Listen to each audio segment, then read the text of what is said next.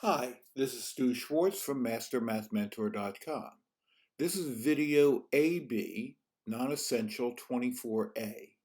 The topic is L'Hopital's Rule Advanced, and it covers the AB manual pages 257 through 258. So in review, we have our basic indeterminate forms. Limits in the form of 0 over 0 and infinity over infinity.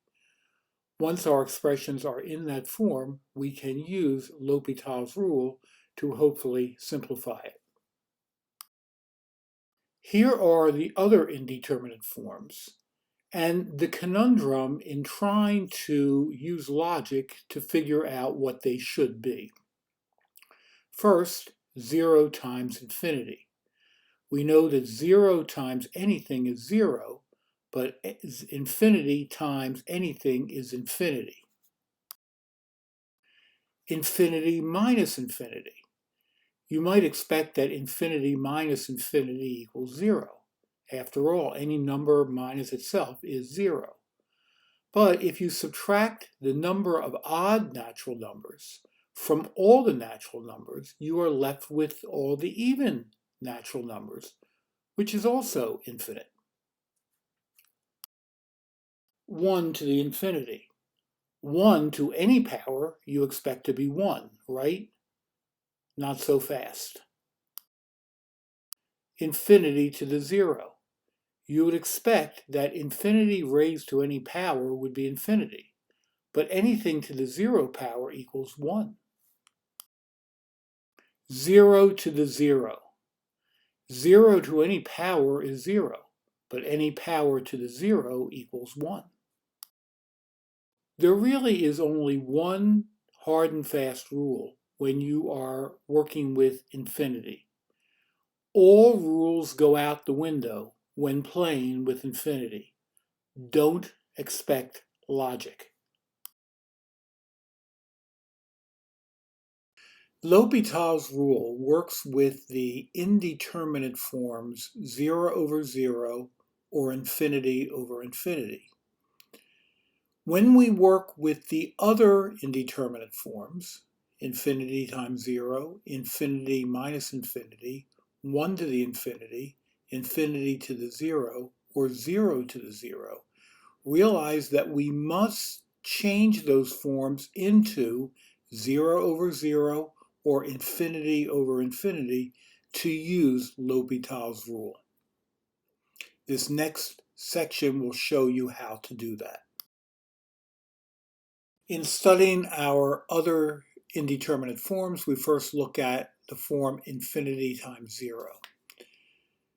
We utilize the fact that expressions in the form of f of x times g of x can be written as f of x over 1 over g of x.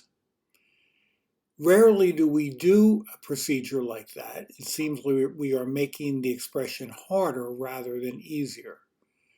But this opens the door to L'Hopital's rule.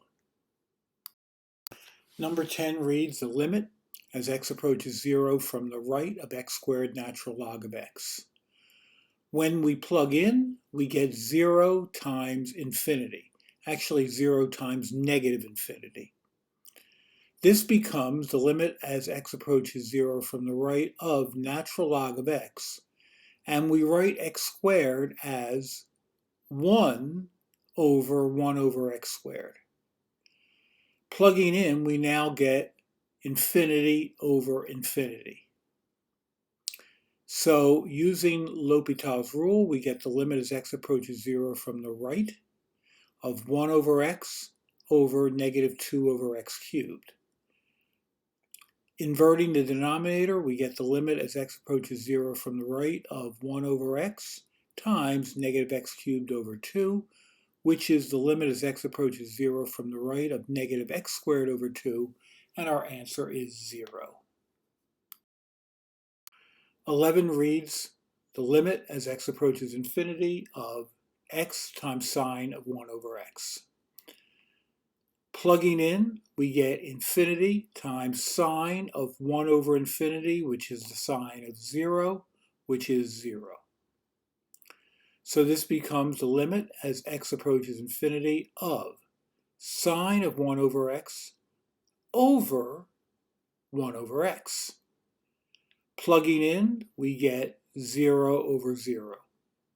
So this becomes the limit as x approaches infinity, utilizing L'Hopital's rule, of cosine of 1 over x times negative 1 over x squared over negative 1 over x squared.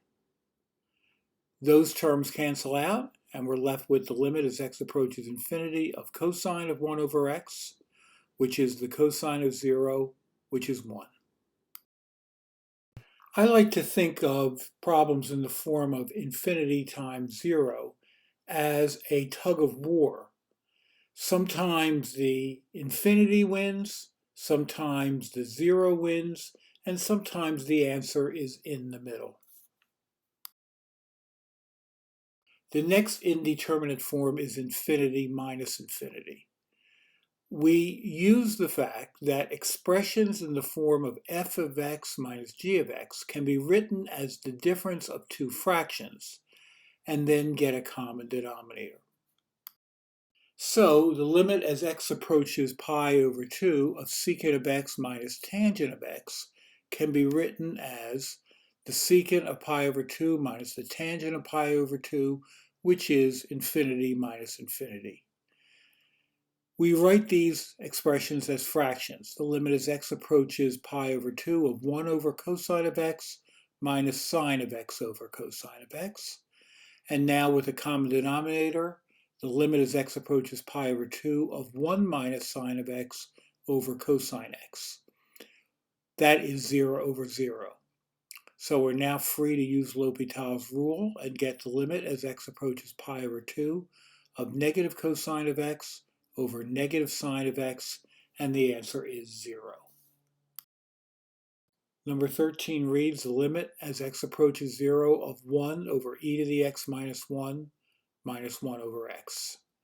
Plugging in, we get the limit as x approaches 0 of 1 over 0 minus 1 over 0, which is infinity minus infinity. So we now work to get a common denominator, which is x times the quantity e to the x minus 1. This becomes the limit as x approaches 0 of x over x e to the x minus 1 minus e to the x minus 1 over x quantity e to the x minus 1. And that gives us limit as x approaches 0 of x minus e to the x plus 1 over x quantity e to the x minus 1. And plugging in, we get 0 over 0. So using L'Hopital, we get the limit as x approaches 0 of 1 minus e to the x over x e to the x plus e to the x minus 1. That still gives us 0 over 0. So we utilize L'Hopital again, getting the limit as x approaches 0 of negative e to the x over x e to the x plus e to the x plus e to the x. And our answer, unbelievably, is negative 1/2. The graph of 1 over e to the x minus 1 minus 1 over x confirms the fact that the limit of that expression as x approaches 0 appears to be negative 1/2. Even though our form was infinity minus infinity, we get the answer of negative 1/2. As I said, don't expect logic when it comes to infinity. Number 14 reads the limit as x approaches 0 of cosecant of x minus 1 over x. That is infinity minus infinity. So we first write cosecant of x as 1 over sine of x, and we have the limit as x approaches 0 of 1 over sine of x minus 1 over x. We get a common denominator, x sine of x, and we have the limit as x approaches 0 of x minus sine of x over x sine of x. Plugging in, we get 0 over 0. So utilizing L'Hopital's rule, we get the limit as x approaches 0 of 1 minus cosine of x. And on the bottom, using the product rule, x cosine of x plus sine of x. And we still get 0 over 0. Then we use L'Hopital's rule one more time, and we get limit as x approaches 0 of sine of x over negative x sine of x plus cosine of x plus cosine of x. And plugging in, we get 0 over 2, and our answer is 0. Number 15 reads, the limit as x approaches 0 of 4 to the x over x minus 2 to the x over x. Plugging in, we get 1 over 0 minus 1 over 0, which is infinity minus infinity. So we have a common denominator, and we can write this as the limit as x approaches 0 of 4 to the x minus 2 to the x over x. Plugging in, we get 0 over 0. So, utilizing L'Hopital's rule, we get the limit as x approaches 0 of the derivative of 4 to the x is 4 to the x natural log of 4, and the derivative of 2 to the x is 2 to the x natural log of 2. So our answer is natural log of 4 minus the natural log of 2, and that can be written as the natural log of 4 over 2, or the natural log of 2. The graph confirms this unexpected result of this form infinity minus infinity. Natural log of 2 is approximately equal to 0.69. Limits in the form of 1 to the infinity, infinity to the 0, and 0 to the 0 are all handled in the same way. These are in the form of y equals f of x to the g of x. We perform logarithmic differentiation. That is, we take the natural log of both sides. We then express the right-hand side as a fraction in the form of 0 over 0 or infinity over infinity. We use L'Hopital's rule to determine a limit L, and then realize that this limit L represents the natural log of y, so y is equal to e to the L power. 16 reads, the limit as x approaches infinity of x to the 1 over x power. We call that y, and when we plug in, we get infinity to the 0, which is indeterminate. So we take the natural log of both sides, and we get the natural log of y is equal to the limit as x approaches infinity of 1 over x times the natural log of x. And the right-hand side is now in the form of 0 times infinity. So we will now write this as natural log of y equals the limit as x approaches infinity of the natural log of x over x. And this is infinity over infinity, allowing us to say the natural log of y is equal to the limit as x approaches infinity of 1 over x. This is L'Hopital's rule, and that is equal to 0. So we have natural log of y is equal to 0, but we want y, so y is equal to 1. Number 17 reads, the limit as x approaches 0 of x to the x. When we plug in, we get 0 to the 0. So y is equal to the limit as x approaches 0 of x to the x, and we get natural log of y is equal to the limit as x approaches 0 of x natural log of x using our log rules. And that's in the form of 0 times infinity. So we have to transform the right-hand side to infinity over infinity, and the way we do that is we write x as 1 over x. So we have the natural log of y equals the limit as x approaches 0 of the natural log of x over 1 over x, and now we have infinity over infinity.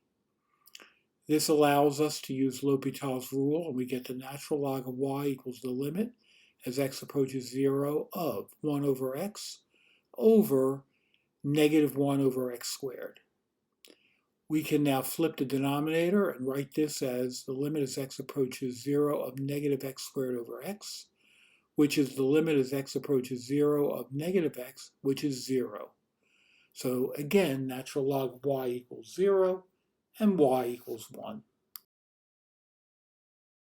Number 18 reads the limit as x approaches 0 from the right of x to the sine of x.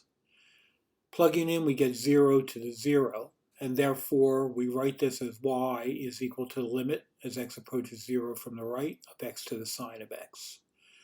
Taking the natural log of both sides, we get the limit as x approaches 0 from the right of sine x, natural log of x, and the form is now 0 times infinity. We can write sine of x as 1 over cosecant of x, and now we have natural log of y is equal to limit x approaches 0 from the right of natural log of x over cosecant of x, still getting infinity over infinity. We apply L'Hopital's rule, and our form is now 1 over x over negative cosecant x, cotangent of x, and again we get infinity over infinity. Getting rid of the complex fractions, changing sine, cosecant to sine and cotangent to tangent, we get the limit as x approaches 0 from the right of negative sine x tangent of x over x, and now we have 0 over 0. So L'Hopital's rule one more time, and we get limit as x approaches 0 from the right of negative sine of x, secant squared of x, minus tangent of x, cosine of x. Plugging in 0, we get 0. So the natural log of y is equal to 0, and y is equal to 1. 19 is similar to 18. The limit as x approaches 0 from the right of sine of x raised to the tangent of x. Again, that's in the form of 0 over 0, so we write this as y is equal to the limit as x approaches 0 from the right of sine of x raised to the tangent of x. We natural log both sides, and we get the limit as x approaches 0 from the right of tangent of x, natural log of sine of x, and now we have 0 times negative infinity. We write that as the limit as x approaches 0 from the right of the natural log of sine of x over cotangent of x, and now we have infinity over infinity. We now write the right side as the limit as x approaches 0 from the right of cosine of x over sine of x all over negative cosecant squared of x using L'Hopital's rule. And changing everything to sines and cosines, our right-hand side is cosine x over sine of x times negative sine squared of x. And therefore we have the limit as x approaches 0 from the right of negative sine of x, cosine of x, which is 0. Again, remember that this is the natural log of y equaling 0, and therefore y is equal to 1. Number 20 reads the limit as x approaches infinity of x plus 1 over x to the x. Our first step is to plug in infinity, and we get 1 to the infinity, which is not 1, it's indeterminate. So we call the expression y. Taking the natural log of both sides, we get on the right side the limit as x approaches infinity of x, natural log of quantity 1 plus 1 over x, and that becomes infinity times 0. We now write the x as 1 over x, and our right side is the limit as x approaches infinity of the natural log of 1 plus 1 over x all over 1 over x, and that becomes 0 over 0. We now apply L'Hopital's rule, and we get 1 over 1 plus 1 over x times the derivative of 1 plus 1 over x, which is negative 1 over x squared, over the derivative of 1 over x, which is negative 1 over x squared. And these two terms cancel out, so we're left with the limit as x approaches infinity of 1 plus 1 over x, which is 1. So the natural log of y is equal to 1, and therefore y is equal to e. This is an unexpected but important result. The limit as x approaches infinity of x plus 1 over x raised to the x is the definition of e.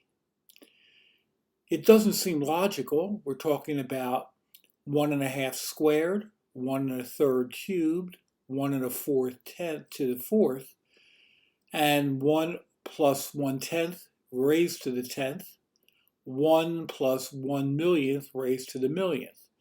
You would think that x plus 1 over x is getting very close to 1, and 1 to any power is 1, and yet the answer is e. We can confirm that by looking at the graph out to from 0 to 50, and notice how the graph becomes asymptotic to e, which is 2.71.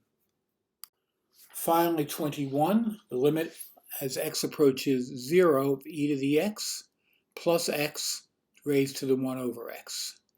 Plugging in 0, we get e to the 0 plus 0 to the infinity, or 1 to the infinity. So we call this expression y. Taking the natural log of both sides, we get the limit as x approaches 0 of 1 over x times natural log of e to the x plus x. Plugging in 0, we have a 0 in the denominator and natural log of 1, which is 0 in the numerator. So we apply L'Hopital's rule, and we get the limit as x approaches 0 of e to the x plus 1 over e to the x plus x. And when we plug in 0, we get 2. So the natural log of y is equal to 2, and therefore y is equal to e squared. I suggest you confirm that on the calculator.